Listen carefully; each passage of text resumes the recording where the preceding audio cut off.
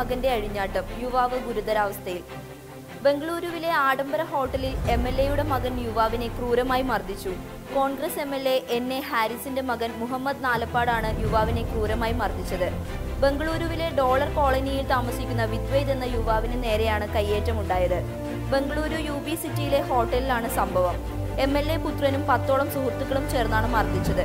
കാലിൽ പ്ലാസ്റ്റർ ഇട്ടിരുന്നതിനാൽ വിദ്വൈതിന് കസേരയിൽ നേരെയിരിക്കാൻ സാധിച്ചിരുന്നില്ല. എന്നാൽ MLAയുടെ മകൻ എത്തി കസേര നേരെയിടാൻ പറഞ്ഞതിനെ തുടർന്നുണ്ടായ തർക്കമാണ് കയ്യാങ്കളിയിൽ കലാശിച്ചത്. മർദ്ദനത്തിൽ ഗുരുതരമായി പരിക്കേറ്റ് ആശുപത്രിയിലേക്ക് മാറ്റിയ വിദ്വൈതിനെ ആശുപത്രിയിലെത്തിയും മുഹമ്മദും സുഹൃത്തുക്കളും മർദ്ദിക്കുകയായിരുന്നു. ഇത് തടയാൻ ശ്രമിച്ച വിദ്വൈതിന്റെ സഹോദരനെയും സംഘം മർദ്ദിച്ചു.